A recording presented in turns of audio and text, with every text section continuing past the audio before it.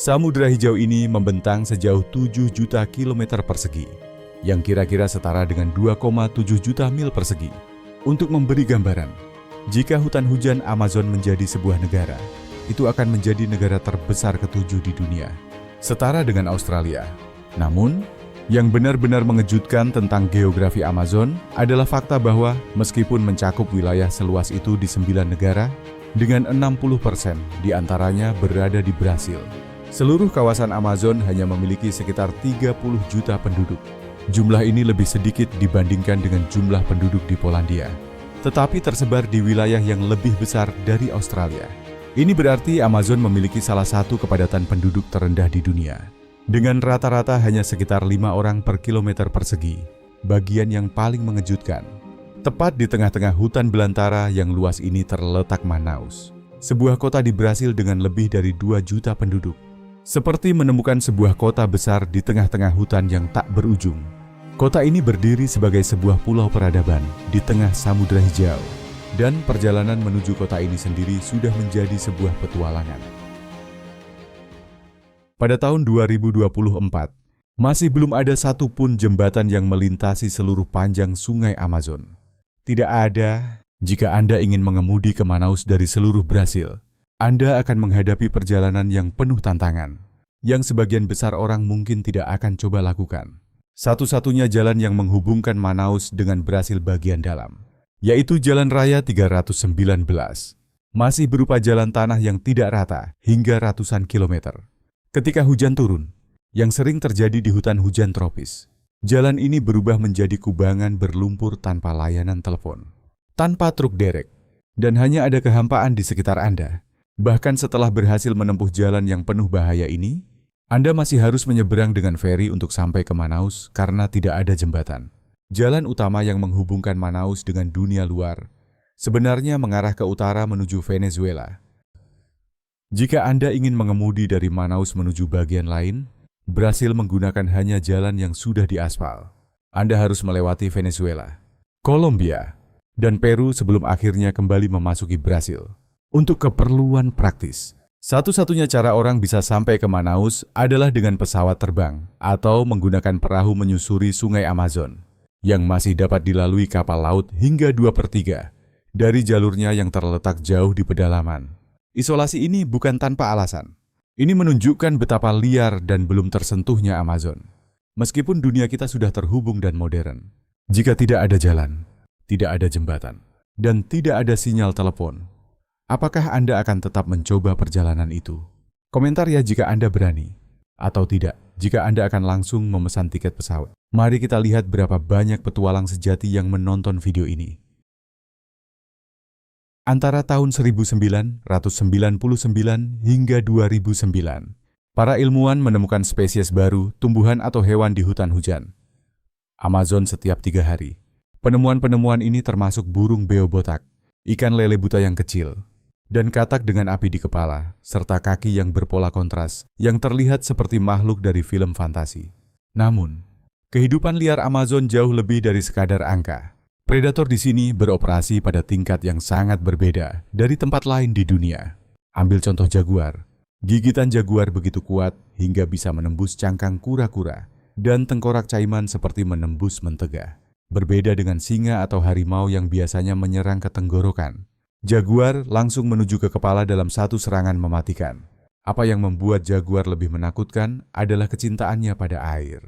Mereka bisa mengintai dalam diam selama berjam-jam, lalu melompat ke sungai untuk menyeret mangsa yang 2 kali lebih besar dari ukuran mereka. Bagi suku-suku Amazon, jaguar bukan sekadar hewan, ia adalah roh, seorang prajurit yang menghubungkan dunia manusia dengan alam para dewa. Namun, jika Anda berpikir bahwa jaguar adalah predator yang paling menakutkan, tunggu dulu sampai Anda mendengar tentang apa yang ada di bawah air. Anaconda bisa mencapai panjang 10 meter atau 33 kaki. Dan ia berburu dengan cara melilit mangsanya hingga jantungnya berhenti berdetak. Ular besar ini menghabiskan sebagian besar waktunya di dalam air, dengan mata dan lubang hidung yang terletak di bagian atas kepala mereka, sehingga bisa bernapas dan mengamati mangsa, meski hampir sepenuhnya tenggelam. Anaconda menangkap babi liar, burung, dan bahkan jaguar. melilit mereka hingga mati lemas sebelum menelan mangsanya secara utuh. Setelah berhasil membunuh mangsa yang besar, mereka bisa berbulan-bulan tanpa makan. Tapi kehidupan air di Amazon lebih aneh lagi. Lumba-lumba pink, lumba-lumba sungai yang hidup di perairan gelap dan berbahaya ini, memiliki kulit yang berubah dari abu-abu menjadi pink seiring bertambahnya usia. Masyarakat adat percaya bahwa lumba-lumba ini adalah roh yang bisa berubah menjadi manusia, meskipun terdengar seperti legenda. Hewan ini begitu langka dan aneh sehingga siapapun bisa percaya bahwa ia memiliki kekuatan magis. Di Amazon, penampilan seringkali menipu dengan cara yang paling berbahaya. Sementara kebanyakan hewan berkamuflase untuk menyatu dengan lingkungan, katak panah beracun justru melakukan hal sebaliknya. Mereka memiliki warna cerah untuk memperingatkan predator yang mungkin datang. Dengan warna yang mencolok, mulai dari biru elektrik dan merah api hingga kuning terang dan hijau zamrud. Jangan terkecoh oleh kecantikan mereka. Makhluk kecil ini mengeluarkan racun melalui kulit mereka yang bisa melumpuhkan bahkan membunuh mangsanya. Dari lebih 100 spesies katak panah beracun yang ditemukan di Amazon, banyak yang dianggap terancam atau punah akibat perubahan iklim dan hilangnya habitat. Beberapa suku adat telah menggunakan racun katak ini pada ujung panah mereka selama berabad-abad, menciptakan senjata yang sangat mematikan, sehingga bahkan goresan kecil pun bisa berakibat fatal. Baiklah, hewan Amazon mana yang paling menakutkan bagi Anda? Ketik nomor 1 untuk jaguar, nomor 2 untuk anaconda 10 meter, nomor 3 untuk lumba-lumba sungai pink, dan nomor 4 untuk katak dart kecil. Cukup komentari 1, 2, 3, atau 4. Saya ingin melihat predator mana yang menang. Lebih dari 1 juta orang asli tinggal di hutan hujan Amazon, tersebar di lebih dari 400 suku yang berbeda. Sebagian besar komunitas ini telah berhubungan dengan orang luar selama ratusan tahun dan telah mengintegrasikan beberapa aspek kehidupan modern, meskipun tetap mempertahankan tradisi budaya mereka. Namun, jumlah suku yang tetap sepenuhnya terisolasi dari dunia modern semakin berkurang. Meskipun sering disebut tidak terhubung, sebagian besar suku yang terisolasi sebenarnya mengetahui tentang orang luar dan dengan sengaja memilih untuk menjaga jarak. Ini adalah strategi bertahan hidup yang didasarkan pada kontak yang merusak selama berabad-abad dengan para penebang kayu, penambang, peternak, dan pihak lain yang telah membunuh dan mengusir orang-orang asli di seluruh wilayah. Suku-suku yang terisolasi ini memiliki sedikit atau bahkan tidak memiliki kekebalan terhadap penyakit yang umum bagi kita, namun bisa sangat mematikan bagi mereka. Flu ringan atau pilek yang mungkin bisa kita sembuhkan dalam beberapa hari bisa membunuh seluruh komunitas yang belum pernah terpapar patogen ini. Pada bulan Juli tahun 2018, pihak berwenang berhasil merekam seorang pria yang dikenal sebagai manusia asli di lubang, yang diyakini sebagai satu-satunya anggota yang selamat dari suku, yang anggotanya dibunuh oleh petani pada tahun 1995. Selama lebih dari 2 dekade, pria ini telah hidup sendirian di hutan, menolak semua kontak dengan luar. Orang-orang asli lainnya meninggalkan biji dan peralatan untuknya, tetapi dia tidak pernah mengizinkan siapapun untuk mendekatinya secara langsung. Sayangnya, pria ini ditemukan meninggal di dalam hamoknya pada Agustus 2020, akibat penyebab alami pada usia sekitar 60 tahun. Di bagian terdalam Amazon, jauh dari jalan raya, rumah sakit, dan hukum modern, terdapat komunitas manusia yang telah hidup berdampingan dengan hutan selama ribuan tahun. Bagi suku-suku ini, hutan bukan hanya sekadar lingkungan. Ia adalah makhluk hidup, roh, dan hakim yang menentukan nasib semua orang yang memasuki wilayahnya. Hubungan antara komunitas ini dan alam bekerja pada tingkat yang sulit dipahami oleh orang-orang modern. Hewan-hewan bukan hanya makhluk yang harus diburu atau dihindari. Jaguar, misalnya, melambangkan kekuatan, perang, dan transformasi. Beberapa pejuang percaya bahwa selama ritual tertentu, mereka bisa secara spiritual berubah menjadi jaguar, mengadopsi kekuatan, ketenangan, dan keganasan hewan itu. Ritual-ritual Amazon adalah pengalaman fisik dan mental yang intens, melibatkan tarian malam di sekitar api, nyanyian berulang yang berlangsung berjam-jam, serta zat-zat alami yang mengubah persepsi dan memicu visi begitu nyata hingga para peserta merasa dapat berkomunikasi langsung dengan roh-roh hutan. Beberapa suku menjalani ritual inisiasi yang sangat keras, di mana pria muda harus menanggung rasa sakit fisik, isolasi total, atau ujian ketahanan untuk dianggap dewasa. Pendekatan mereka terhadap romantisme dan tubuh manusia juga sangat berbeda dari norma-norma Barat. Di beberapa komunitas, membuka pakaian adalah hal yang biasa, dan ritual kesuburan menggabungkan tarian, kontak fisik, dan simbolisme leluhur tanpa batasan moral yang umum dalam masyarakat modern. Namun, tidak semua suku tetap berhubungan dengan dunia luar. Dan disinilah Amazon menjadi semakin mengerikan. Di luar wilayah suku dan batas budaya, terdapat Amazon lain yang sama sekali berbeda, yang tidak akan Anda temukan dalam brosur perjalanan atau dokumenter alam. Ini adalah zona yang tidak ada yang berani memasuki, bukan karena ilegal atau terlarang, melainkan karena tidak ada yang ingin mempertaruhkan hidupnya. Di Amazon, ada daerah yang bahkan dihindari oleh penduduk lokal. Tempat-tempat di mana orang tidak berburu, memancing, atau mengumpulkan sumber daya. Sungai-sungai yang tidak pernah dilayari. Jalur-jalur yang tampaknya menghilang dengan sengaja. Ketika Anda bertanya kepada penduduk lokal tentang daerah ini, jawaban mereka biasanya sama diam, jawaban yang menghindar, atau sebuah kalimat sederhana yang mengandung segala hal. Tidak di sana. Beberapa zona terlarang ini bertepatan dengan wilayah suku yang tidak terhubung. Sementara yang lain memiliki hutan yang begitu lebat, sehingga hanya dengan melangkah beberapa meter saja bisa memakan waktu berjam-jam dengan parang. Tetapi banyak yang menyembunyikan kenyataan yang lebih mengganggu mereka, telah menjadi kantong yang dikuasai oleh kegiatan ilegal. Luasan Amazon menjadikannya tempat persembunyian yang sempurna untuk operasi penambangan ilegal, penebangan hutan liar, dan jaringan ilegal dari udara. Semuanya tampak seperti hutan hijau yang murni dari tanah. Ini adalah labirin tanpa pintu keluar yang jelas, di mana negara seolah tidak ada. Di tempat-tempat ini, tidak ada polisi, tidak ada pengadilan, tidak ada layanan penyelamatan. Hukum ditegakkan oleh siapa saja yang memiliki senjata, uang, dan kontrol wilayah terbanyak. Siapapun yang memasuki tanpa izin otomatis menjadi masalah yang harus diselesaikan. Ada sungai-sungai yang berfungsi sebagai jalan raya tak terlihat, memindahkan tonnase barang ilegal setiap minggu sambil terlihat sangat tenang dari atas. Perahu yang tak dikenal di jalur ini langsung menarik perhatian, dan hutan memiliki telinga di mana-mana. Aspek yang paling menakutkan adalah bahwa bahaya di zona-zona ini tidak diumumkan. Tidak ada tanda peringatan atau penghalang. Anda hanya melintasi garis tak terlihat dan mendapati diri Anda berada di wilayah orang lain. Seringkali tanpa menyadarinya sampai sudah terlambat.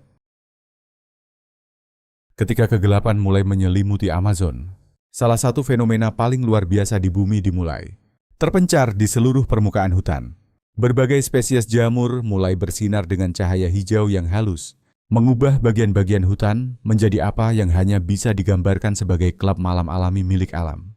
Jamur bioluminescen ini menghasilkan cahaya melalui reaksi kimia yang melibatkan luciferin dan luciferase. Senyawa yang sama yang membuat kunang-kunang bersinar. Namun, tidak seperti kilatan singkat kunang-kunang. Jamur-jamur ini bisa bersinar terus-menerus selama berminggu-minggu, menciptakan instalasi cahaya permanen di seluruh hutan. Para ilmuwan percaya bahwa pencahayaan hantu ini memiliki beberapa tujuan.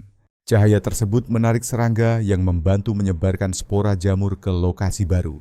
Pada dasarnya menggunakan serangga sebagai jasa pengiriman yang tidak disadari. Cahaya ini juga mungkin menghalau hewan yang seharusnya memakan jamur, memberi peringatan bahwa jamur ini mungkin beracun atau tidak enak dimakan. Pertunjukan paling spektakuler terjadi selama musim hujan, ketika kelembapan tinggi menciptakan kondisi sempurna untuk pertumbuhan jamur. Beberapa spesies berdenyut dengan pola ritmis yang masih coba dipahami oleh para peneliti, menciptakan pertunjukan cahaya yang tampak hampir mustahil untuk nyata. Berjalan di antara bagian-bagian hutan yang terang ini terasa seperti melangkah ke dunia asing. Cahaya hijau lembut yang memancar dari tanah, menciptakan suasana yang sekaligus indah dan sedikit mengganggu. Mengingatkan kita bahwa Amazon berjalan dengan aturan yang sangat berbeda dibandingkan tempat lain di bumi. Teratai air. Victoria amazonica di Amazon tidak hanya tumbuh besar, tetapi tumbuh dengan ukuran yang hampir tidak masuk akal. Raksasa botani ini menghasilkan daun yang bisa melebihi 10 kaki diameter, dengan tepi yang melengkung ke atas, seperti nampan alami yang mengapung di permukaan air. Tulangan tebal di bagian bawah daun menciptakan struktur seperti sarang lebah yang mendistribusikan berat dengan sangat efektif, sehingga daun ini dapat menahan hingga 100 pon. Pemandu lokal sering menunjukkan kekuatan luar biasa ini dengan meminta anak-anak kecil duduk bersila di atas daun-daun tersebut, yang tetap mengapung dengan tenang meskipun ada tambahan berat. Platform hidup ini menciptakan ekosistem mini di dalam sistem Amazon yang lebih besar. Ikan kecil menggunakan ruang di bawah daun sebagai tempat perlindungan dari predator yang lebih besar. Katak menggunakan teratai ini sebagai tempat berburu, menunggu dengan tak bergerak sampai serangga datang dalam jarak jangkauan. Berbagai serangga menggunakan daun-daun tersebut seperti pulau terapung, menciptakan komunitas sementara yang mengapung mengikuti arus. Bunga teratai ini juga sama mengesankannya, meskipun hanya mekar selama 2 malam. Selama periode mekar singkat ini, bunga-bunga tersebut berubah dari putih murni menjadi merah muda tua sambil mengeluarkan aroma, memabukkan yang bisa tercium dari ratusan meter jauhnya. Transformasi dramatis ini dan aroma kuat yang dihasilkannya bertujuan untuk menarik kumbang-kumbang tertentu yang menjadi penyerbuk bagi tanaman luar biasa ini. Amazon berfungsi sebagai apotek terbesar di bumi, dengan sekitar 80.000 spesies tanaman yang memiliki potensi untuk pengobatan. Komunitas adat telah mengembangkan pengetahuan farmakologi yang sangat canggih selama ribuan tahun, mengetahui dengan tepat tanaman mana yang mengobati kondisi tertentu, dan bagaimana cara mempersiapkannya dengan aman untuk digunakan manusia. Obat-obatan modern baru menyentuh permukaan dari kekayaan botani ini. Banyak obat terobosan yang kita andalkan saat ini berasal langsung dari tanaman Amazon. Seperti kinin diperoleh dari pohon cinchona, yang digunakan untuk mengobati malaria, atau tubokurarin diperoleh dari tanaman kurare, yang merevolusi anestesi modern. Penyembuh tradisional, yang dikenal sebagai curandero atau syaman, memiliki pengetahuan yang mewakili ribuan tahun pengamatan dan eksperimen yang hati-hati. Pengetahuan ini terus terancam seiring dengan deforestasi yang menghancurkan tanaman-tanaman itu sendiri dan komunitas-komunitas yang memahami cara penggunaannya. Setiap spesies yang hilang karena deforestasi berpotensi mewakili penawar bagi penyakit yang bahkan belum ditemukan. Pencatatan dan pelestarian pengetahuan ini menjadi semakin mendesak, karena hutan dan komunitas tradisional menghadapi tekanan yang semakin besar dari perkembangan, perubahan iklim, dan asimilasi budaya. Kawasan Amazon mendapat namanya melalui salah satu kasus paling menarik dalam sejarah kesalahan identitas.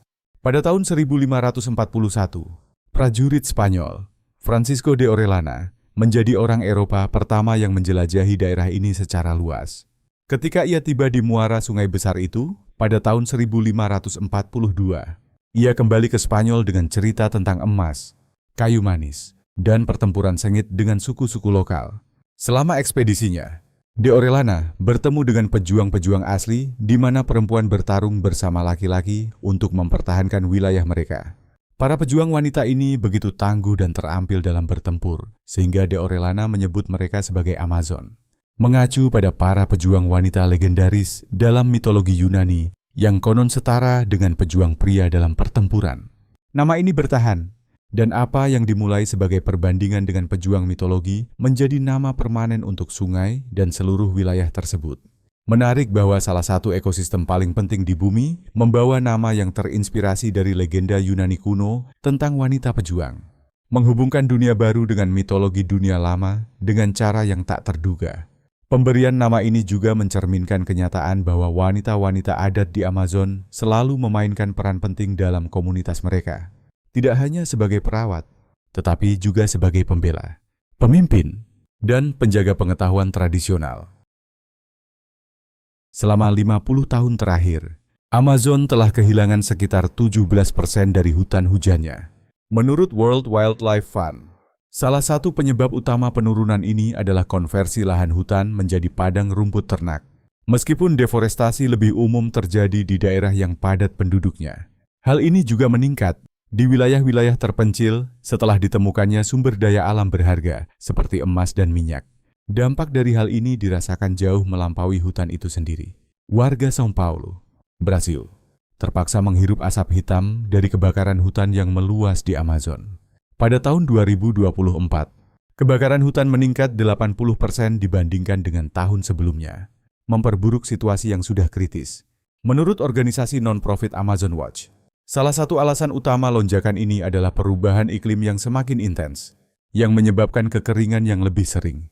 Kondisi kering ini membuat hutan lebih rentan terhadap kebakaran yang lebih dalam dan lebih meluas. 10 fakta ini mengungkapkan Amazon sebagai sesuatu yang jauh lebih kompleks dan misterius daripada yang kebanyakan orang bayangkan. Kita telah menjelajahi dunia di mana spesies baru ditemukan setiap beberapa hari, di mana suku-suku kuno menjaga hubungan spiritual dengan jaguar dan anaconda, di mana jamur menerangi permukaan hutan seperti teknologi alien, dan di mana zona tanpa hukum ada di luar jangkauan pemerintah manapun. Apa yang paling mengejutkan Anda tentang fakta-fakta Amazon ini? Pernahkah Anda mempertimbangkan untuk mengunjungi ekosistem luar biasa namun berbahaya ini? Bagikan pendapat Anda di kolom komentar di bawah. Kami selalu menantikan lebih banyak pemikiran dari Anda. Dan jangan lupa untuk subscribe. Aktifkan lonceng notifikasi supaya kami bisa bertemu lagi di video berikutnya. Terima kasih banyak telah bergabung dengan kami hari ini. Semoga Anda menikmatinya. Dukungan Anda benar-benar berarti bagi kami. Semoga keberuntungan selalu menyertai Anda. Terima kasih sudah menonton. Kalau video ini lucu atau bermanfaat, jangan lupa like, subscribe, dan nyalakan loncengnya agar tidak ketinggalan video baru. Sampai jumpa di video berikutnya.